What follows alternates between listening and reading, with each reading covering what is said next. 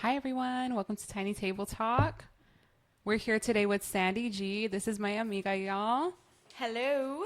Thank you so much for joining us today. I'm excited to have somebody here live and in person for the first time.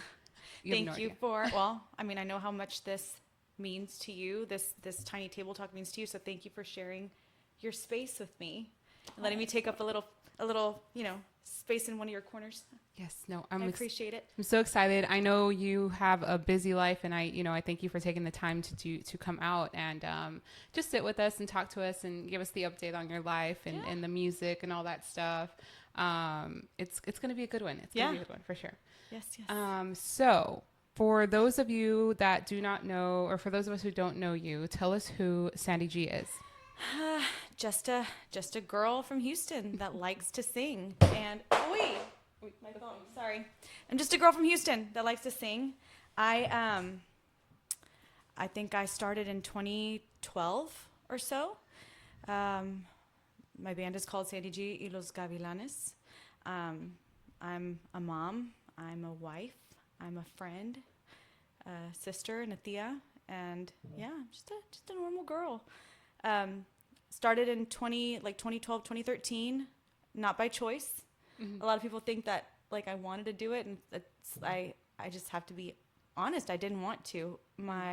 So the band manager, who's Julio, the bass player of the band, and his dad, my father-in-law, had a band since 2002, I think, and they were called Los Gavilanes de la Cumbia. Mm-hmm. A lot of people are very familiar with them from back in the day, and we got married, and he happened to hear me sing one day and was like, and it just at home, and he was like, why aren't you singing in a band? You actually, you're in tune, you can sing. And I'm like, I like cumbia, but I didn't like that type of cumbia that they were playing. I've always liked Tejano music. That's always been my passion. I grew up with it. My parents raised me with it, and I've always been a big advocate for Tejano music. Mm-hmm. And I told him it's because this is the music that I like. And he said, okay, well, join the band for a little bit. And if you like it, then we'll start playing Tejano music. Mm-hmm. And I said, okay. And I did. And I haven't left since. So here we are, years later. And I haven't left since. So it's been fun. Mm-hmm. I've gotten to do a lot of cool things because of music. So, yeah. Music brings many happy times, many challenges, and we'll get to talk challenges, about that. Yes, yeah. But oh my God, all the memories that I've made because of music and being in Tejano music have been worth it. Oh God, it made everything so worth it. I would, my parents have always, you've met my parents. Mm-hmm. You look at them and you would think that they just started dating. That's they're they act like boyfriend and girlfriend. They've been married for 40 something years.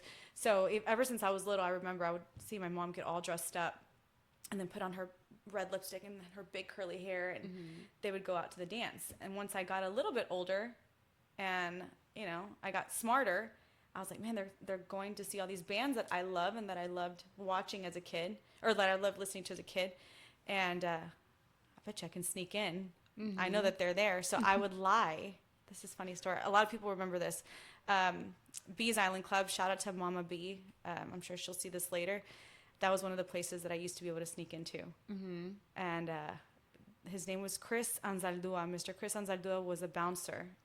He passed away, so we all miss him. But he knew I wasn't supposed to be in there, and so did Mama B and her comadre. But I would lie and say, "It's my parents are inside. I just need to get $20 and I'm going to the movies." Mm-hmm. And I would leave my car in the front, literally in the front of the club, and pretend that I was just going inside to get money from my parents, and I would stay and dance all night. Oh my God. Yes. This was what age again? I was 16. Oh my God. I was driving, so I was 16. I would do this at Hullabaloo's too. Mm-hmm. Same thing. Marty was in the front, and I would be like, I just need to get $20 from my parents. And they'd be like, all right, go. And I think they knew. God. Eventually, they caught on. They caught on eventually because they'd walk by and I'd be dancing with my dad. Oh my God. Or front and center to watch Agustin Ramirez or Aviso with Jimmy Edward, because they would do all those shows with Jimmy Edward and Emilio Guerrero and Agustin Ramirez and all those people. And yeah, it was my favorite. Now I get to open for all of these people that I used to love going to watch and admire. Yeah. And I'm friends with some of them now, which is amazing. So Yeah. Very rewarding. Yes. Yes. So what first sparked your love for the music? I think everything that's surrounded music in my life has only brought happy memories. Um, music, I've always sang even as a kid. My mom's mom, my grandma, mi abuelita Hortensia, she sang so beautiful, and all of her sisters sang so beautiful. They live in Monterrey, but they were more into trio music, like Trio Los Panchos, Iri Gourmet, like, the orchestras like Perez Prado, like all of that stuff. My grandma would always sing, and I would hear her vibrato and the way that she sang, and I'd be like, oh my God, she sings so, like a star. And I had a little keyboard. You know, like how the keyboards come with pre-loaded songs in them sometimes? Yes, I remember that, yeah. And I can't remember what song it was right now. I can't remember what song it was, but it was I think it was called Brasil. Brasil. Anyways, it was that song, and I told my grandma was singing it, and I was like, I want to learn that song. Well, I think that we probably sat there, and she taught me that song for like an hour and a half, and I learned it, and I would mimic her vibrato. And I think that's where I kind of learned to be in tune and to sing. And then I remember she went downstairs, and my mom tells a story of the time that she says my grandma was like, Pati, la niña, ella canta. My mom was like, oh yeah, Mom, she sings all the time. Like, she sings all the time. I must have been like 4 or 5. She's like, no, pero she's in tune. Like, la niña canta. My mom was like, yeah, I know. She never shuts up. She sings all the time. She's like, okay, I don't think you're understanding me, but okay. So yeah, thanks to my grandma and my mom's side of the family, I started singing when I was really, really little, and it's never stopped. That's amazing. Yeah, that's amazing. So music is just happy thoughts, and that's why. And it's in the blood. It's a gift that I think is beautiful, and being able to share that with the rest of the industry is just, I love it. I know, I love it too. I love it so much. Do you remember the first time that you ever stepped on stage, and what was that experience like? So the first time I ever stepped on stage, it was with Julio, and I don't remember exactly where it was, but the first memory, like Tejano memory that I have, was with we had gone to see not Sencillo, El Ejemplo. Do you remember Jesus Hernandez? He was a keyboard player. He's very talented keyboard player.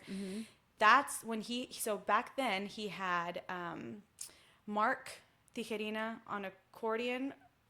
He was on the keyboards. I can't remember who was playing the congas. I don't know, but a bunch of musicians that all have their own bands now were all in El Ejemplo. And we were at El Dorado Ranch, right there by Almeida Mall. And Jesus was like, hey, like, you don't want to come sing a few songs with us? Because they had seen me sing I don't know where. I said, yeah. So that was like my first, I was like, oh, this is so cool. Like, I get to do Tejano stuff. And then the next show where I actually we performed as Sandy G y Los Gavilanes. It was my very first real Sandy G y Los Gavilanes performance, Tejano performance. And we opened, it was at the Humble Civic Center. We opened for headlining was La Mafia, Emilio Navaira, La Diferencia, Jay Perez, Fito Olivares. Oh, wow. I had no business there. I had zero business there. We had zero business opening that show, but I was one of the openers. Monico Cortez was there. I think that was the day I met Lala. She has she's an influencer, Lala's World.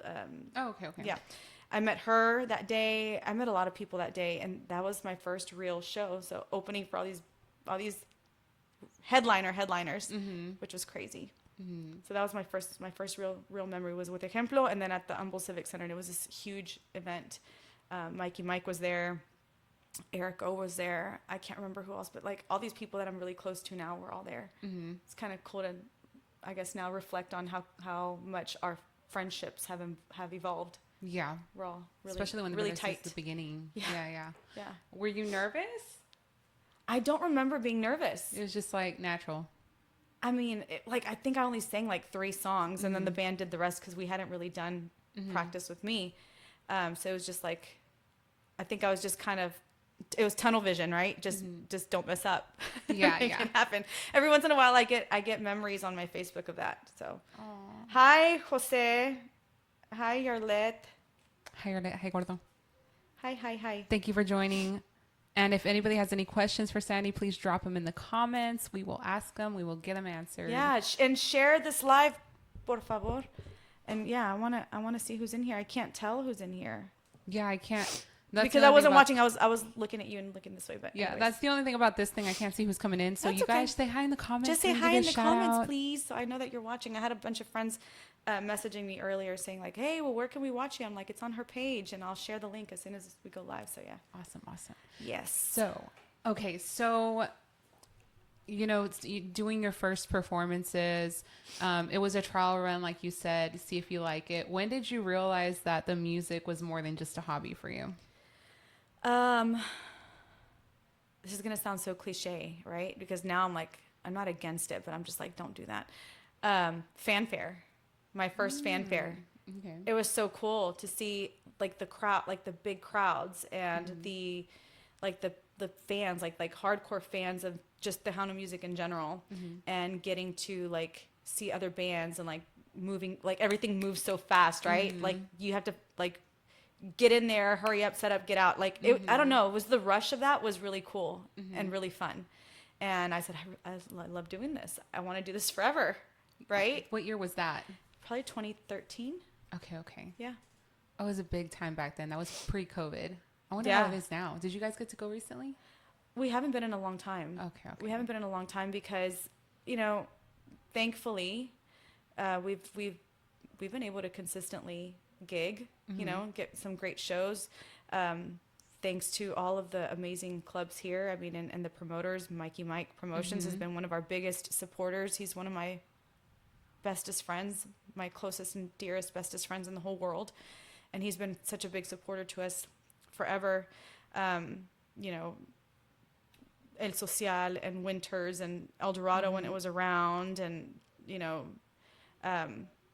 Tumbleweed when it was around. So like all of those clubs, they've been really, really supportive. But yeah, I don't know. I ramble a lot, by the way. Oh no, it's all good. I forget the questions. We so love that. If I start rambling, bring me back. We'll just go with the flow. It's fine. Okay, so who are some of your biggest musical influences? This is going to be so random, but Edie Gourmet, a lot of people are like, oh, Selena. Like, yes, absolutely Selena. But Edie Gourmet, she is, I think she was Italian and Spanish. Okay. She sang in English primarily, but then she did some time with Trio Los Panchos. The trio music is a big passion of mine. I really, really, really love trio music. That's what I learned to sing with, was because of my grandma. So Edie Gourmet has been a big influence for me and an inspiration. Obviously, all the greats, right? Selena, Elsa Garcia, who's, oh my God, I'm so happy that she's back. Yes, I want to go see her so bad. I want to go see her so bad, but I need to prepare myself because I'll be a blubbering mess. We should go to Victoria. When is that? The Labor Day Fest. That would be so cool. That would be so cool. I would love to do that. Yeah, she was gonna do a show in the Valley last November, and I bought tickets. I bought front row tickets, and then they canceled the show. November. It was last year in November, I think, and it was gonna be a big thing. It was at Payne Arena, like Payne Arena. We bought front row tickets, front and center, and I was so excited. And then they canceled the show, and I was so bummed. And then she's done other shows, but I haven't been able to make it. So I just want to meet her. Yeah, she's an inspiration to a lot of Tejano artists, especially the females. She's a legend, and she's just she is so classy. They have done everything just right. You know what I mean? Like the way that she carries herself, the way that she has her opinion and she speaks her opinion. Like, I don't know if you've watched her interviews. Like, her opinion is her opinion, whether you like it or not. But she's so, like, very sure about what she's saying, very respectful. Like, her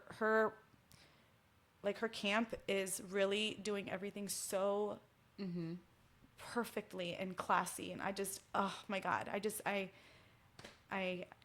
need to meet her. It's so crazy. I grew up around one of her nieces, and my brother and one of her nieces were like best friends, and I never knew that they were related. I live like a couple of houses down from one of Elsa's sisters. Oh, wow. And I didn't know until like recently, and I was like, "What? All this Oh time?" my God. Yeah, it's pretty Small cool. world. Small world. Yeah, yeah, Small yeah. world. Yeah. Okay, so I have Gino Zavala saying, "Keep up the good job, buddy." Oh, hey, buddy. My Hi, mom, Lori. she says, "Se porta bien, Josecito. If not, ya sabes, LOL." Oh, Nancy. Aw. Oh, She said, "JP loves singing with you." I love singing with him too. You know, that's that. Oh, it makes me teary-eyed. I don't know why. Like, I have a lot of friends in the industry, and a lot of people have really, opened their platform for me, and like allowed me to sing with them on stage, and it's helped me like meet new people and more people to see me. But there was something about JP, just something about him. I don't know. Like, first of all, above anything else, he was so talented, like extremely. Like, he would open his mouth and just this. Yeah. This powerful presence and voice, but he was just such a genuine person. Like, he was him. He was him. He was funny. Like, he would make me like belly laugh. It's hard to make me belly laugh. He would make me like literally belly laugh, and he was just, I don't know, I loved sharing the stage with him. And when he passed, it hurt my heart so much. Like, it really affected me. And even Julio was like, he's like, what was it about, like, your friendship or your relationship with JP? Because like, I've never seen you like this upset about a loss. Even now, like, I'll go back and play like videos of like him playing with our band or singing with our band and stuff like that, and it makes me really emotional. He was very special, very special to me. Yeah. We've lost a lot of people that I was really close to in the industry, but yeah, I remember him and think about him all the time, Nancy. So just so you know, Nancy, I think about him and you and y'all all the time, and I really cherished my friendship with him. Hi, I'm Cindy and Santiago. They're my friends from the Valley. They used to live in Houston. They're amazing. They're huge Tejano fans. Cindy is probably like the head of the Stephanie Montiel fan club. Oh, wow. I love Stephanie Montiel. Yes. She's a whole queen. Oh my God. She's a Barbie doll. Yeah. And genuine, and so also so sweet, kind, and bubbly. Like, you just like, you feel like you know her from the moment that you talk to her. She's amazing and so talented. And like, I'm gonna say it, but so freaking underrated. She does not get the credit that she deserves. I agree. It's so frustrating to me. But anyway, that's a subject for another day. Yeah. I can go on and on about that. But yeah, but hi, Cindy.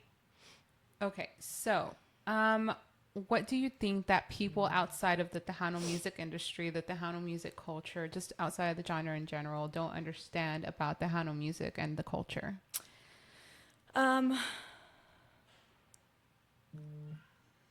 I don't know. I think that there is like this whole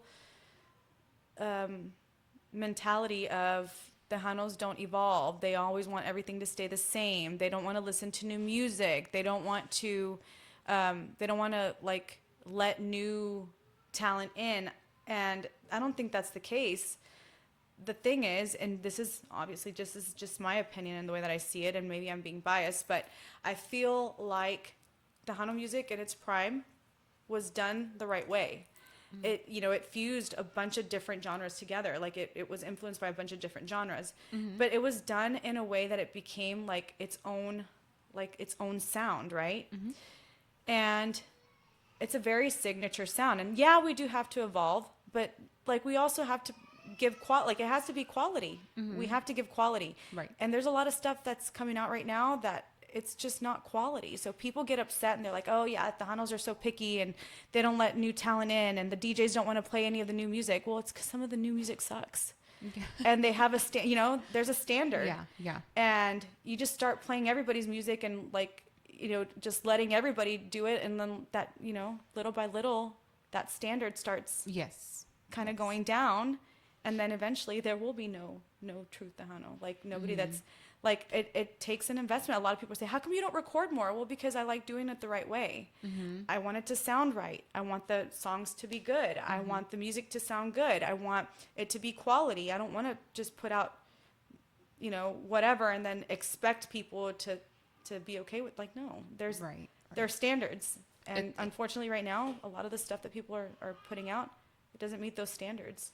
And I think people get it wrong when they're like, oh, Tejanos are so picky and they don't want to open, the platform for newcomers. No, I think if the newcomers put out quality stuff, it'll happen. So yeah, they perceive us as being picky and rude, and that's not the case. It just, we defend a genre that's very special, that provided a lot of quality, and I think it's okay.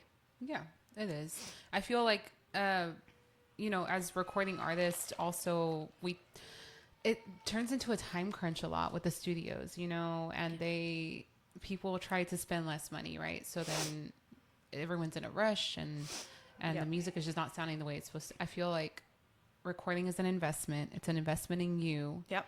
And it's something you should take a lot of pride and time to make sure that you're proud of it. Yeah. Yeah, no, I completely agree with you. And people would be like, oh, shut up.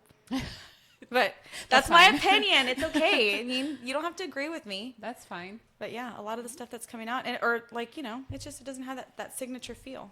So. And then it's also about, authenticity. I was in the podcast I was in last night, we were talking about the need for authenticity nowadays versus what it was back then. Yeah. And a lot of people forget that element. Like, we're trying so hard to be a cover band, and then it's like, well, who are you? Yeah. So. Yeah. I get lost in that all the time. Yeah. We cover a lot of music. A lot. We have to. People want to hear that too. Yeah. Yeah. But I try, like, I'm covering the music, but I'm also not trying to imitate at the same time. We're just kind of doing it our own style, respectfully. Right. And trying to do our best. But yeah. Okay. Okay, back to your performances. Is there a performance or a moment in your career that you will never forget?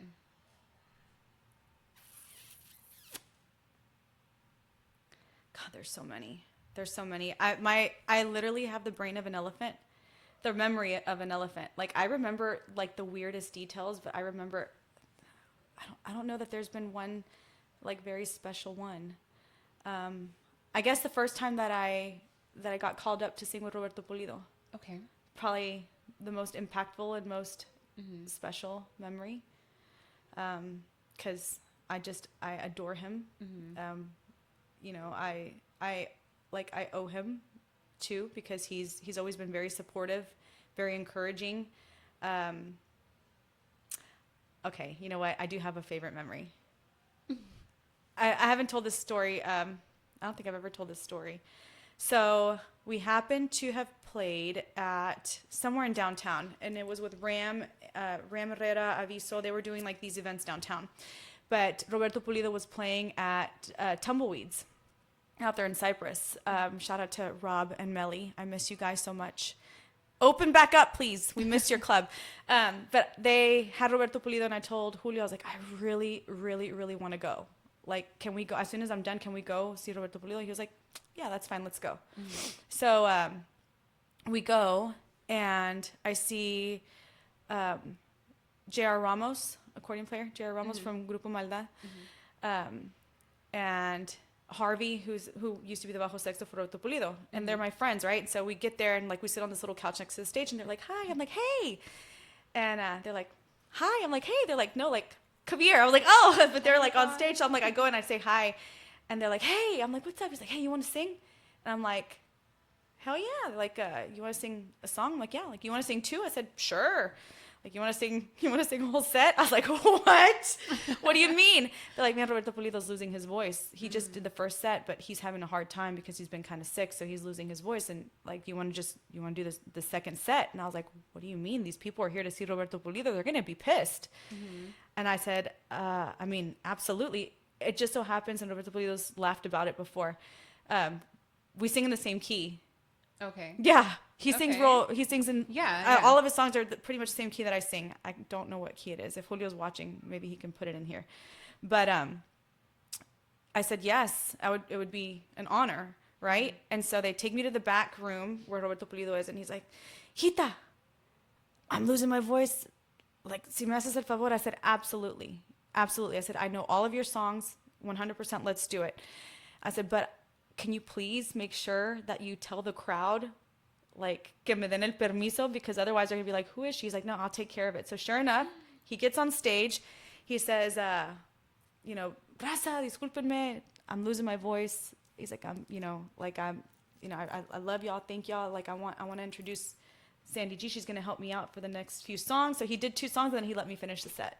Oh my God. I was in disbelief. If somebody hadn't recorded it, I don't think anybody would have ever believed that it happened, that I got to literally finish the second set for Roberto Pulido, which is insane, right? Yeah. It was Mr. Chavarria, who passed away. He was a saxophone player for Roberto Pulido. We loved him so much. He liked my cupcakes. I would make him sugar-free cupcakes because he was diabetic. Mr. Viadurri, do you know who that is? His son is the lead singer for Mike and the Iconics now. Oh, okay. I do know that. He was playing the saxophone too at the time. Harvey was on the bajo sexto. His brother-in-law on the drums, and J.R. Ramos on the accordion. Anyways, it was the best night. That was probably my best memory ever. I wouldn't have believed it if somebody hadn't recorded it. So, that's amazing. And then after that, Roberto Pulido said, I owe you one. And he ended up making me, you know how like a lot of the clásicos, they have like the jewelry that's like, have you seen it? It's made out of like cow bone. Yeah. So he made me a pendant, and I have it. So I consider myself an unofficial clásica. I'm part of the crew. Yeah. Oh, that's amazing. Yeah, that was my favorite memory. Yeah, definitely a good I was like, oh my God, I earned stripes here. Yes. Yeah. Oh, and then he's awesome. He's incredible. Yeah. He's such a good person, and I've gotten to see him a bunch of times, and most recently, the last time I saw him was when Bobby Pulido played here at Arena Theater. We shot a couple of clips with him because I recently recorded Te Vi Partir. That's right. We put it out on YouTube, and he gave me that stamp of approval. And he was actually going to record it with us, but just things couldn't, like, our schedules couldn't match up. Either I was out of town or he was out of town. And then we were going to do it, and then he fell from getting off of a van or something and broke a rib and was in the hospital. And that's right. Yeah, all this stuff happened. But anyways, he was gracious enough to do a recording and invite everybody to come watch it and listen to the song because he liked how I did it, which is super cool. I saw that video. I was like, he's so cute. Oh my God, he's the most amazing man. I met his wife, Miss Pulido. Oh my God, such a classy woman. Boss lady. I'll bet. My God. Anyway, yeah. Husband and then son as well. Yeah. Like, and her daughter too. Her daughter too. Alma Pulido was that's right. Was a really, really prominent singer, Tejano singer in the 90s too. Mm-hmm. Lucky Joe, I think, was her first accordion player. Oh, okay. Yeah. Okay. Isn't that crazy? I know. I start like watching stuff. I'm Tejano historian over here. Okay, I got... Saludos a los Gavilanes, Monterrey in the house. Un saludo para toda la gente de Monterrey. Toda mi familia de Monterrey también. Ojalá que estén sintonizando y nos estén viendo. Pero un saludote a toda la gente de Monterrey. Thank you. Mm-hmm. Okay. Let's see, where am I at? Okay. What keeps you passionate about performing after all these years? Just being able to share the stage and open shows for all of the bands that I've admired for so long. I mean, I've been so blessed. Like I think I've gotten to get on stage with pretty much everyone I ever wanted to. The only one that I didn't get to share the stage with because he ended up passing away was Jimmy Gonzalez. Oh yeah. That was on my bucket list. But I've checked off a bunch of bucket lists. Jay Perez. That man. I love him to death. Mm-hmm. I've known him and admired him since I was like 16, and now, like, you know, him and his wife, we're all close, and I get to get called up on stage with him too, and yeah, it's pretty amazing. But yeah, getting to open, I'm still a fan. Yeah. Like I pretend that I'm like, you know, in the band too, and that I'm doing the same thing, but really I think I just do it just so I can be in the mix and be nosy backstage and be like, you know, just be in the mix. That's what keeps me passionate about it. Yeah, I don't think that ever goes away. Like no. Being the fan, the person that sits there as a fan, but you know, you're a performer too. I don't think that ever goes away. Yeah. But that's a good thing. That's musicianship and that's friendship. Yeah, you know? it's great. Like getting to sing with like David Lee Garza. Like I never imagined in my life ever. I've been watching David Lee Garza live since I was like 7 or 8. My dad used to trail ride with the vaqueros, and they would have dances, and it was like, all ages. And I would, I'd see them live. That was probably the first band I ever saw live. The Tejano band that I ever saw live was David Lee Garza Los Musicales. Back then, I think that's when Marcos Orozco was with them. Okay. Yeah, or maybe it was Jay Perez. I don't remember. I was really, really little. Okay. Yeah. So.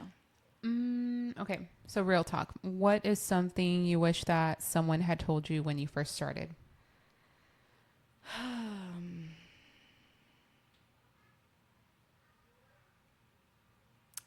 I don't know. I don't think I would have wanted anybody to kind of set the tone for me. I'm kind of glad that nobody ever really gave me like a warning or anything like that, because I was able to like really experience everything organically without like a pre like thought in my mind of what it's supposed to be or what it's not going to be.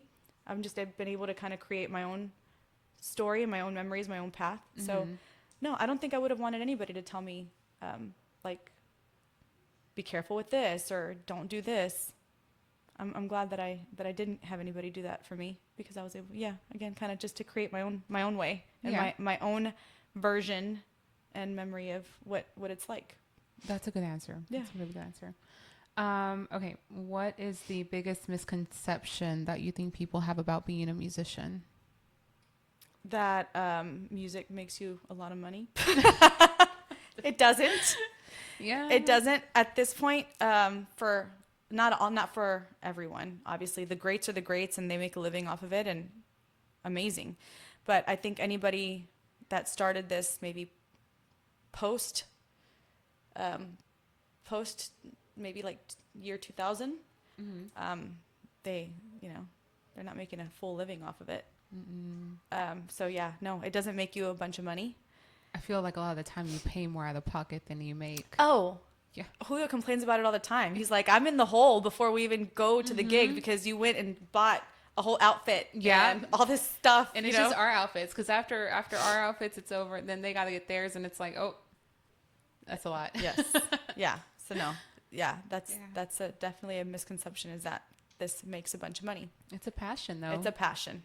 It's a true passion. It is. It is. How do you balance life, family, work, and the music? I'm fueled by caffeine and Jesus. Yeah. It's kind of hard, and a lot of people, like, I complain every once in a while, like, and Julio gets frustrated, right? He gets frustrated because he's like, there's so many people, there's so many girls in the industry that wish that they could have like a real band, and that they weren't just going up there playback, and that they had real gigs and they were opening for these big bands. And he's like, I feel like you don't appreciate it. And I'm like, it's not that I don't appreciate it. It's not. It's, it's hard to balance, because it's not just one parent that's gone. Right. When we're gigging, it's both of us. It's both of us. And my top priority in life is being a mom. No matter what, I'm a mom first.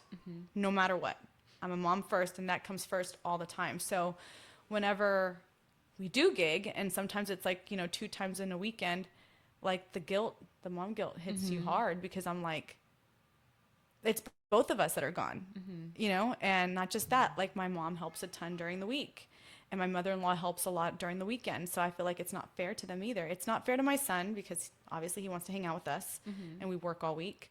And it's not fair to my village, because they help a lot already. So yeah, it's hard to balance. But because it's both of us. And then work, well, I mean, I'm out of town a lot. I think a lot of people have noticed that I travel quite a bit. I do have a 9-to-5. I've been in human resources my entire career. So like since 2008. And yeah, that's my career is my passion too. I worked really hard to be where I'm at right now. So I'm a social media, I'm a corporate girly. Aside from this, I'm a corporate girly, and I travel a lot. And yeah, so it's my bread and butter. If I didn't have my 9-to-5, I wouldn't have the money to do this. Right. Right. Yeah. Yeah, it's definitely hard to balance mom to mom. It's Yeah, hard to balance. I it think is. that's why it's taken me so long to get back in it. Yeah. So I get it. I get Yeah. it completely. Yeah. She says, great question, Crystal. She knows that I suck at balance, but We try. yeah. We may look like we have it all together, but we're pretending. We're just We kind of going fake with it the till we flow. make it. Yeah. Yeah. Yeah. For sure. It's all good. It works out. Yeah. Have there ever been moments where you wanted to quit and what kept you going? I've tried to quit a lot of times. And Julio's like, come on, you worked so hard. We've all worked so hard. He's like, if you quit, you're letting 12 people down. Because they were fine as Los Gavilanes de la Cumbia. They didn't need me. They were consistently gigging. It just was a different genre, but they were consistently gigging. And even then, they for some reason, their cumbia was very intertwined with like the Tejano scene anyway. Like they were playing all the bazaars and everything. But I think the only thing that the only deciding factor that keeps me from quitting a lot of times is Julio reminding me like, hey, you worked really hard. You really enjoy doing this. That's good. That's support. And you're going to regret it if you stop. And I come to my senses and I'm like, you're right. I would absolutely regret it. All these memories that I've made and all these people that I've met and all these people that I can call friends now, I wouldn't have been able to do that if I wasn't doing this. So yeah.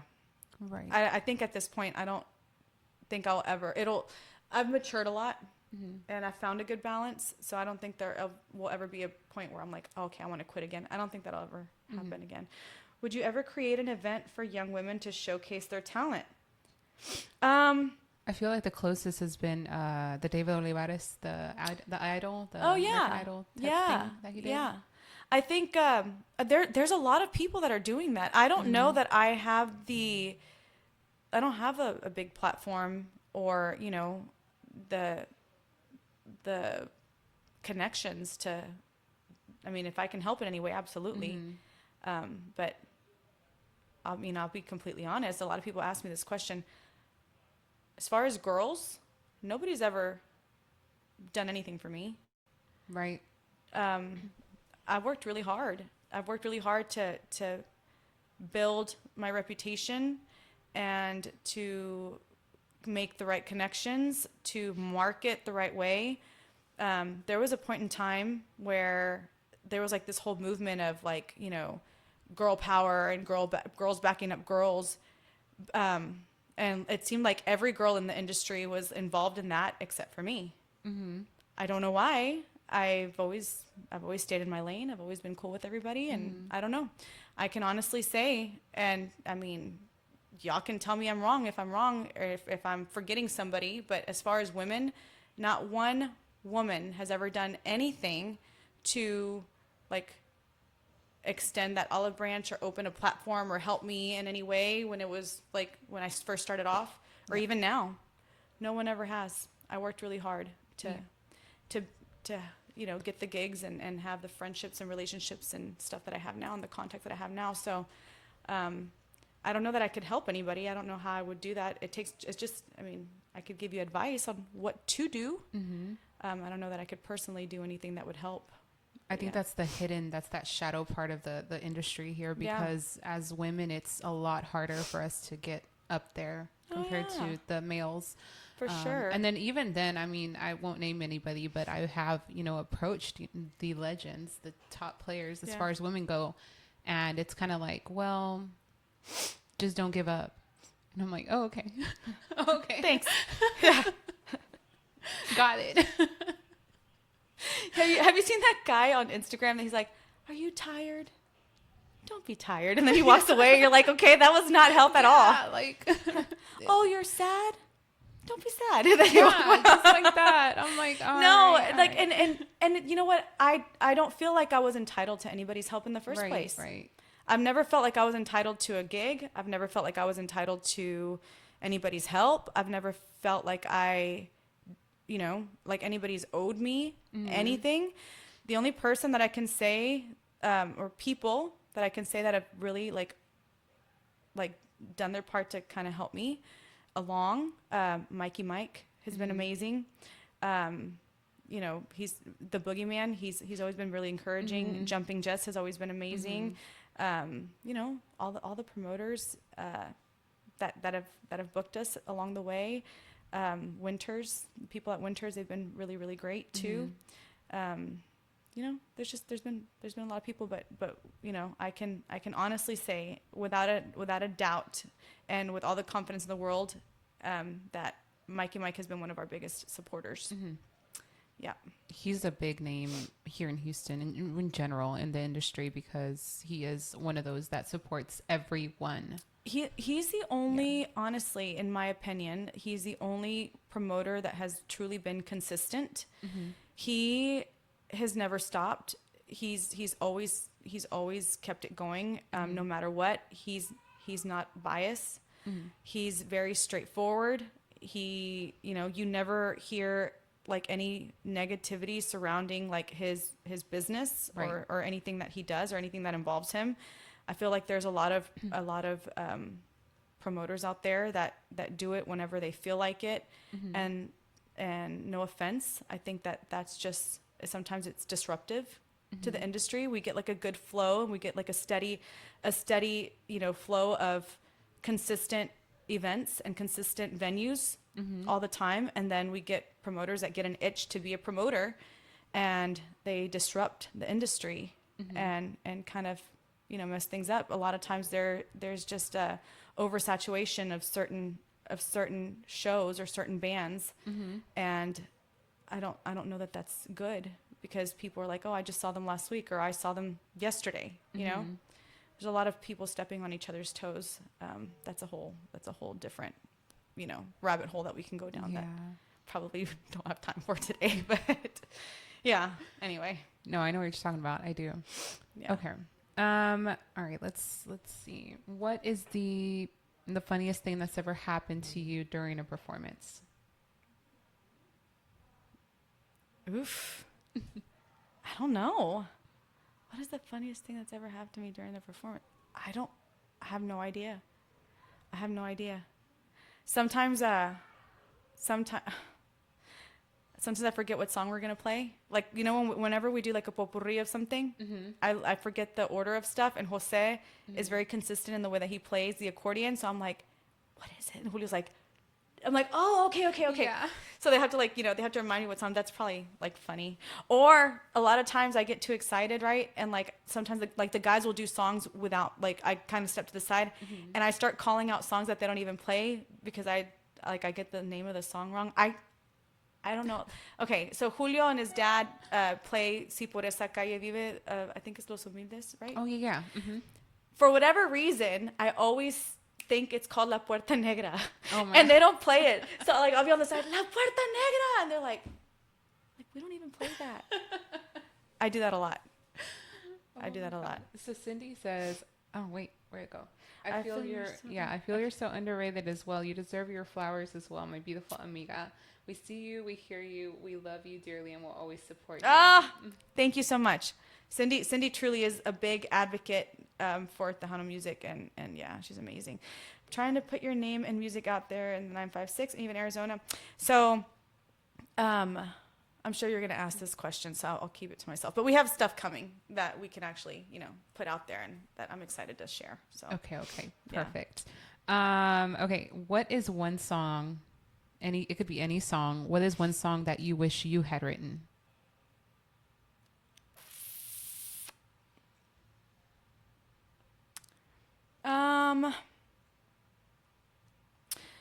One of my favorite Tejano songs is called Sabes by Jay Perez. And I think that was probably the song that I was singing in the shower when Julio heard me sing the very first time. It's written by Gabriel Zavala. Okay. Which is crazy. So yeah, that's the song. It's Sabes by Jay Perez, or sung by Jay Perez, performed by Jay Perez, recorded but written by Gabriel and produced by Gabriel Zavala. A lot of the songs that I tend to really like, I look to see who wrote them, and it happens to be Gabriel Zavala. Yeah. Gabriel Zavala. You know who else writes amazing songs is Chente Barrera. And I'm like, oh my God, that's a Chente Barrera song. Holy moly. And then like you think about it and you sing them and you're like, I can totally hear Stephanie singing this, or I can totally hear Chente singing this. Yeah. But Sabes is probably one of my absolute favorite Tejano songs. Okay. And I think back and I'm like, oh, Yeah. And then, you know, it's another song that I love, love, love. And I think it just resonates with me so much, just the way that I feel, is Almas Gemelas by David Lee Garza. Okay. It's a cumbia, and it's called Almas Gemelas. It was like one of their recent recordings with Cesar, another Gabriel Zavala song. Oh, wow. And if you listen to it, you're like, oh my God, yes. It's very, like, if Stephanie Montiel sang it, it would be her song. 100%, yeah. I've seen his name a lot on like ballots. Oh, man. So I'm like, not surprised. He's talented. Yeah. He's talented. We've opened for them a few times, and you know, they've said like, let's collab, let's do this. So Julio finally reached out to him because I wrote a song and I really wanted to work with him, so I wanted him to produce it. But I don't know how to say it in a nice way. He doesn't work on small projects. Oh, okay. Yeah. So Okay. I'm like, okay, back to my lane I go. It'd be that way sometimes. Yeah. Yeah. Cindy Prohibido. Oh, yeah, but that's my song. I wrote that song. So, yeah. I do love that song. I love that song, too. I don't know what I was thinking when I wrote that. People are probably going to think that, you know, People always that I went think, through some heartbreak or something. yeah. People always think, and I'm just like, it was just a feeling in the moment. Yeah. Okay, so I know you've performed with a lot, but if you could perform with any artist, past or present, who would it be? If I could perform with any artist, past or present, who would it be? So one artist that I really love and respect, he's no longer here, but if I would have had the opportunity to share the stage with him, it would have been Jesse Serrata. Okay. Yeah, his style was amazing. The closest I got to doing anything was they had a benefit for him in Midtown one time. I met his sister Esther one time at I can't remember what the club was called, but Aviso was playing, and it was Emilio Guerrero, who's incredible, Jesse Serrata, Jimmy Edwards, Sunny Osuna, and Chris Quiroga, and then Aviso. And typical me, like I love all the old school, like Tejano, Chicano music, and we had a table front and center, and Jesse Serrata's sister had gone to the front. Her name was Esther, beautiful, classy lady. She had gone to the front of the stage, and security was like, hey, no, you gotta move. But she was taking like pictures and stuff, and I had like a whole table. It was just me and Julio. So I said, no. I said, like, it's okay. I don't know what I was thinking. I was like, she's with us, you know, right? And so I said, have a seat here. And so she was able to stay in the front and sit at our table. And I didn't know that was his sister, but it was his sister. Oh, wow. And she was such a nice lady. And like a few months after that, I think we found out that Jesse Rata had cancer, and he was really sick. So they did a benefit for him in Midtown, and I got to perform at the benefit. Oh, wow. And that was probably the closest thing I've ever been able to do with Jesse Serrata. So it was on his behalf, but not with him. Oh, wow. But yeah, but his voice is amazing, and Yeah. Also very underrated. He used to play at Bee Zion Club like every other weekend. Yeah. Okay. So yeah. What is one thing that your fans would be surprised to learn about you?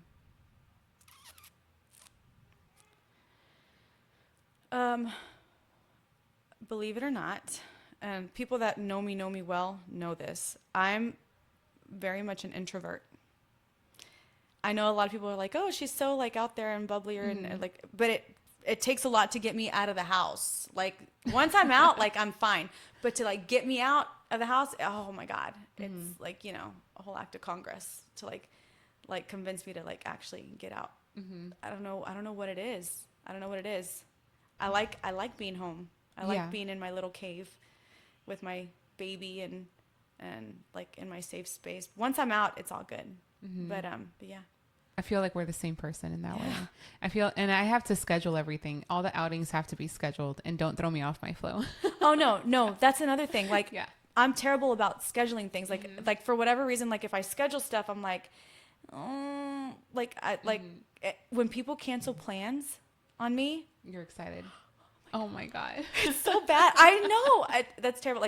Like when something gets canceled, I'm like, oh, like immediately back into like my comfy clothes, right? Yeah. I don't know why I'm like that. And like I have a lot of friends, right? I'm very private about who I'm friends with. My friendships mean a lot to me, and I protect them very much. My friendships, I protect my friendships a lot. I have a lot of people that I'm really close to that people have no idea that I'm even friends with.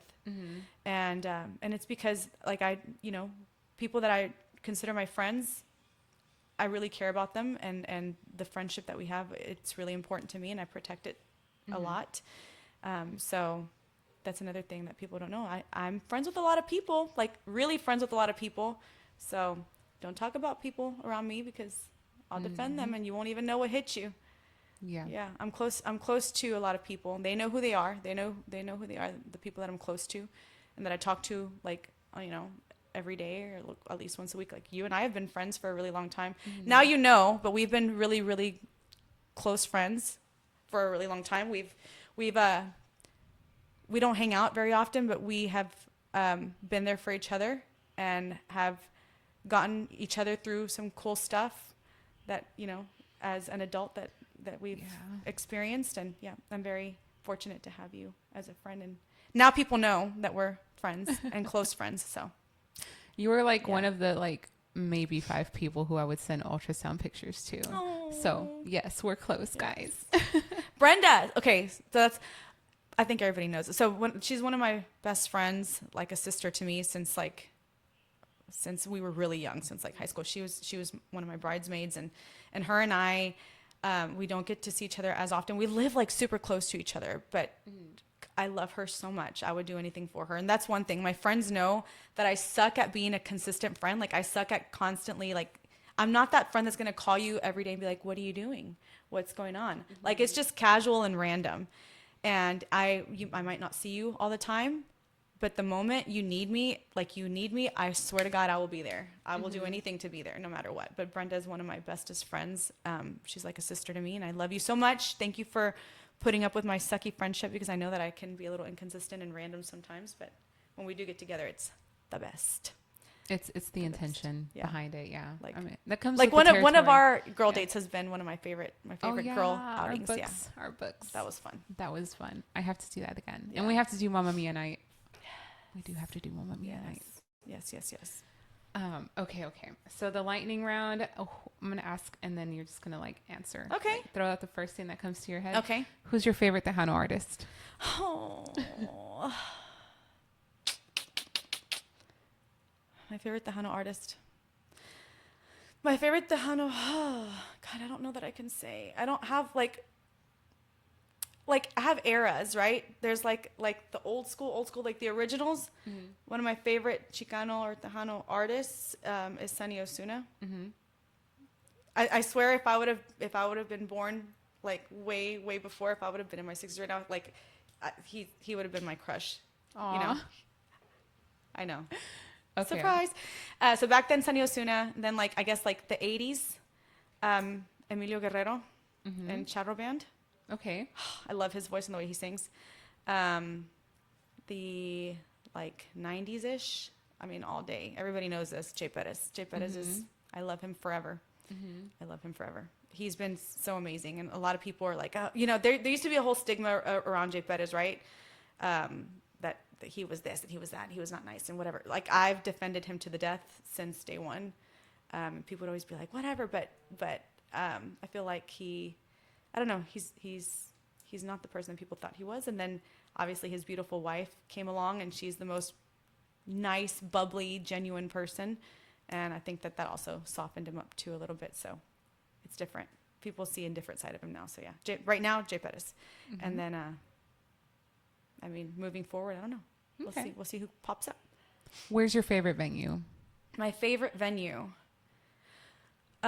It no longer exists, but my favorite place to go was El Dorado. Okay. Like when it opened again, right? I wasn't old enough to go to the original El Dorado Ranch. I wasn't. I think the first time I ever stepped foot in that venue, it was OK Corral South, and I wasn't supposed to be there. But one of my best friends, she's like my sister, also Mayra. She took me with her to see Duelo. Okay. Yeah, that was when Desde Hoy, album had just come out, so I had no business there, and I got to go. But obviously, El Dorado was my absolute favorite venue. Right now, there's so many venues. I don't think I have a favorite. I appreciate that venues are opening their doors to Tejano music. Yes, yes, for sure. Yeah. Favorite road trip snack? I love beef jerky and a peach Snapple. Okay. Oh, I used to be a peach Snapple girl. You But know it has what to be in happened. glass. It has to be in the. Yeah. I want the glass bottles, Yeah. like with the tops that you can like you know, And like they pop. have the messages And inside. it has the Yeah. facts, the Yeah. facts inside. Yeah, peach Snapple and a beef jerky. Okay, okay. Yeah, Coffee or energy drinks? coffee, Morning person or night owl? both. What's the most played song right now on your playlist? Lately, um, this is so funny. People are gonna be like, "What?" It's "Me contaron por ahí" by Emilio Guerrero. Okay. Yeah. Okay. It's so random. I know, but last month it was Los Chachos. Okay. Ando todo enamorado. Okay, Ando okay. todo enamorado. Yeah. Yeah. I'm so random with music. Yeah. Okay. The last one I got is what word or one word that describes this season of your life?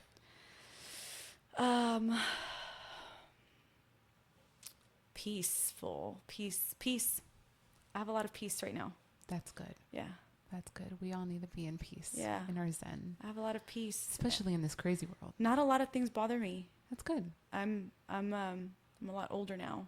Mm-hmm. Older, wiser. Mm-hmm. I know I still have a long way to go to, Mm-hmm. to really get to that full, like, nothing bothers me. Mm-hmm. But right now I just feel so blessed. I have, an amazing family. I have a kid that I love with everything in me. He's literally my whole reason for everything that I do. I've worked really hard to have a pretty stable career, and I've worked really hard to have a home that I feel like is comfortable and people feel welcome there. And yeah, I'm able to because I've gotten to this point of being peaceful in my life. I've been able to be like a better friend and advisor to my friends when they need me, Mm-hmm. because I feel like I've been through quite a bit now, and I've experienced some things that maybe my younger friends are barely starting to go through. So I'm able to kind of advise them on my experience, and like I'm never going to tell them what to do or what's right and what's wrong, but I can tell them what I've been through and how I, got through it, and hopefully Mm-hmm. it helps them. Yeah. Mm-hmm. So peace is that word. I like Right that now. one. And then we have a question here. Mhm. What are you most excited about when it comes to the evolution in Tejano music right now? I don't know. I that's a hard question, because I feel like, again, kind of back to like the when we first started this conversation, is I feel like Tejano music has a very unique sound. It's hard to recreate those styles and those sounds because they're a little bit more mature. Mm-hmm. I don't know that Tejano, as it was, is really going to evolve into being different. I think maybe a new genre can stem out of that. Mm-hmm. Like how they had norteño or regional, and then it Mhm. turned into norteño, and then it turned into norteño light. I don't know. Like I think maybe Tejano will have like another branch of a different genre that stems from that. But I don't know that Tejano like will evolve. I mean, Tejano, it is what it is. They have that signature sound. Again, Yeah. the stuff that's coming out, people aren't considering it Tejano. Right. I don't know. It's weird. There's a handful of people trying to keep that old school style alive. Yeah. And there are people like my age, and I'm like, Yeah. I like that. Shout out to my comadre, Delilah Gonzalez, my amazing comadre, and my compadre Tony, and then Marianne Garcia. She also has a podcast. She's amazing. Okay. Marianne is a very, very, very important person in Houston for the Latino community. She has a nonprofit called Raíces Unidas. She does a lot of important stuff. She helps a lot of families, underprivileged families. She does a project prom thing every year that I love to be part of. So I love, I only have one child, and he's a boy, so I don't get to do all the girly things. So whenever she does prom project, I get to go and play dress up in makeup and hair with the girls that allow us to beautify them for prom. And she does a dress collection. So every year she has like this big, this big collection of beautiful dresses for people that, might be on a tight budget and need a prom dress. And yeah, she does a lot of great stuff for the community. Is she the only one who runs that? Because we were giving dresses at work recently for that. Really? Yeah. I don't know, but she does it every year. Okay. So I'll hook you up with her, but That's awesome. she's incredible. Yeah. She's incredible. She's super smart. She's involved in so many important things, but yeah, she's somebody that I really look up to and that I admire. Another one of my friends. I'm just giving away all my secrets. I don't want to tell y'all any more of my friends who they are because yeah. But yeah, another one of my friends. Okay. And I love you too, Marianne. Well, we have gotten into the nitty-gritty of it. Yeah. What is next for Sandy G? I think I'm going to do a lot more original stuff. I've gotten, the writing itch again. I wrote 8 songs. We've recorded 5 of them already, and I'm excited to record the rest of them. But we recently, like 2 weeks ago, were in the studio with Rudy Olivares, which is Fito Olivares' son. He's an incredible engineer and producer. He's incredible. He has a degree in music. He's got some pretty cool awards under his belt. Currently plays with Predilecto.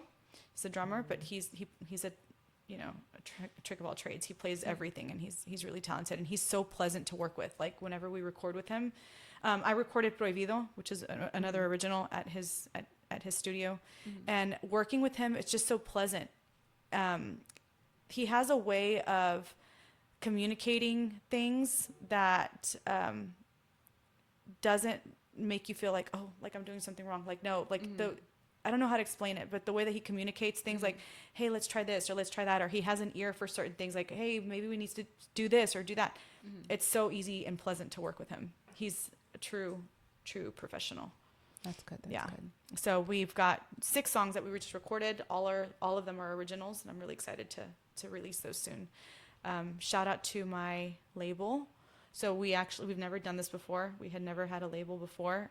I didn't want to have one, but a very good friend of the family has a label called Yes Music, and we signed with them, and they've been amazing and have invested in us, and we've been able to record.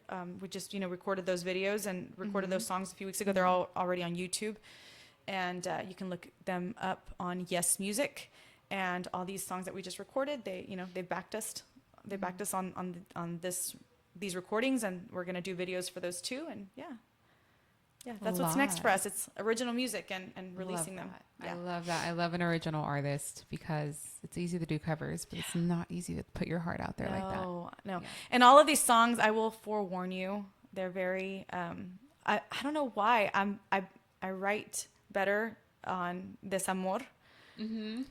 For whatever reason, my dad used to joke that I should have been an actress because I used to be able to, like, I was so dramatic, I could make myself cry. Like I was dramatic when I was a kid. He's like, you should have been an actor. But I don't know, maybe that's kind of playing into my writing now because, yeah, if you listen to my songs, you would think that I was, brokenhearted, and that I'm not brokenhearted, but yeah. They make the best songs though. They do. They really do. They do. Could be happily married and be like, oh. Yeah. Yeah. You come home mad. Like, what did I do? Yeah. You did it. No. Yeah. So. Yeah. Okay. That's amazing. I wish you guys the best of luck, and we're going to be there waiting for you guys. Thank you. Thank you. I always tell my brother, like, I'm a fan. I'm a big fan. So. Oh my God. We love Jose so much. He always jokes that he's like our child. Yeah. He's my child that I had in high school. Yeah. He'd be like, tell my second mom this. And I'm like, yes. oh, okay. Yeah. He's our baby, our big baby. Is Jose for sure. I think he's everybody's big baby. Yeah. He's such a good person and just a genuine person. I was like, Yeah. no seas tan denso. Yes. Stop it. Thank you. Yeah. Thank you. Yeah, but no, he's good. Okay. So where can everybody find your music, follow your journey? Yeah, so on our Facebook, I'm going to be more active on social media. I had not been very active on social media just because my career had gotten busy. Motherhood got busy. I've been spending a lot of time at my son's school and just doing stuff that's a little more personal. But I'm going to get more active on our social media. So Sandy G. Los Gavilanes on Facebook, on Instagram, LGC Music Production on YouTube, Yes Music on YouTube. We're on Apple. We're on iTunes. We're on Spotify. We're CD Baby. We're out there. We're out there. I just need to do a better job of pushing stuff. So I'm about to get real annoying on social media. We're all guilty of it. It's fine. I'm about to get real annoying. All right. And then lastly, what message would you like to leave with aspiring musicians watching tonight? Oh, God. Make sure that you like what you're doing. Make sure that you're enjoying it. The moment you stop enjoying it is the moment that it stops feeling genuine, and that, it kind of dims, that spark that you have. It's okay to take breaks. It's okay. Like every opportunity, it doesn't have to be for you. Like every opportunity that's offered to you, you don't have to take it. If it doesn't sit right with you, it's okay. More opportunities will come. Like truly try to follow your gut. And, some projects might not be what aligns with you, and that's okay. Stay true to yourself. So, yeah. Yeah. That was beautiful.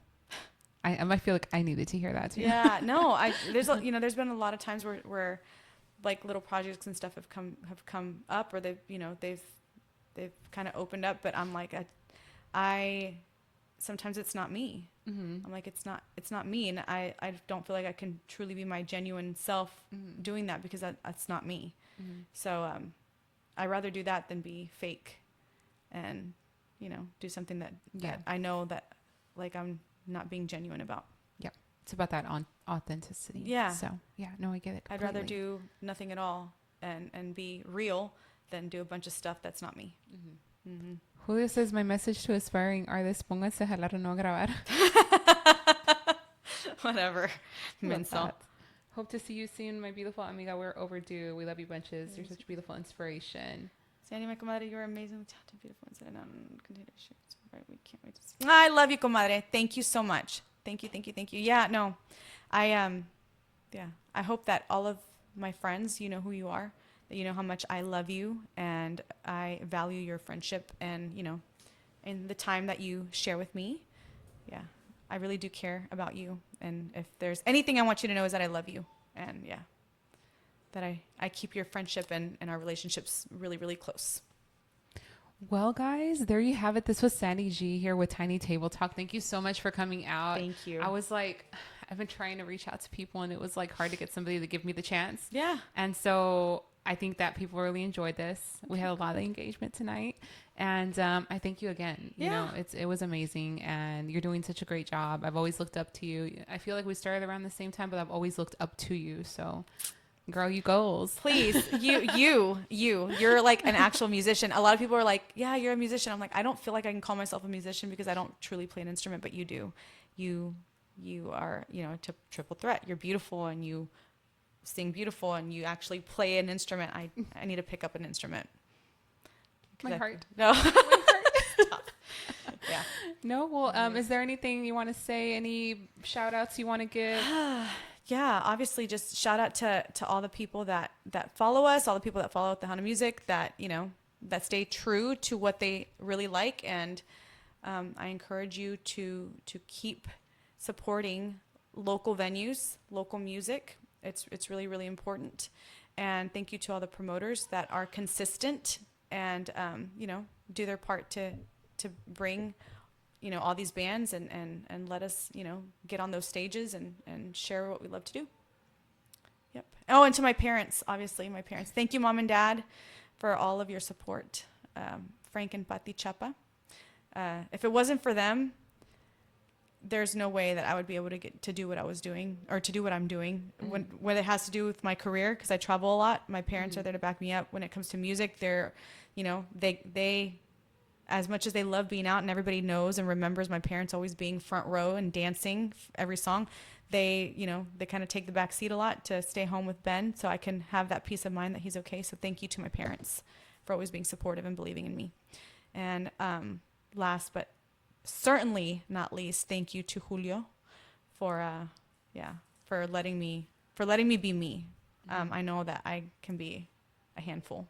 I really can. People have no idea, but I can be a handful. So thank you for letting me be me, and for you know, instead of being bitter about, you know, success, that he's actually proud and pushes me to more. So we love a supportive husband. People don't realize that about him. They think that he's mean and he's grumpy and whatever, because he might look mean and grumpy, but he's not. If it wasn't for him, I wouldn't be doing this.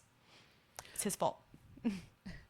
All right, guys. Well, there you have it. This was Tiny Table Talk today. Thank you so much for joining us. Next week we come back with the pep talk, and then following week maybe I will have another artist.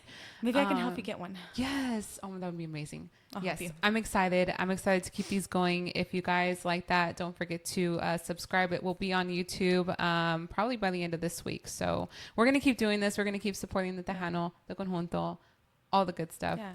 And maybe we can get a promoter or somebody else that's like on the inside to come. DJs, promoters, I'm open to it all. Cool. So yeah, no, thank you guys again so much for watching and for commenting and for supporting.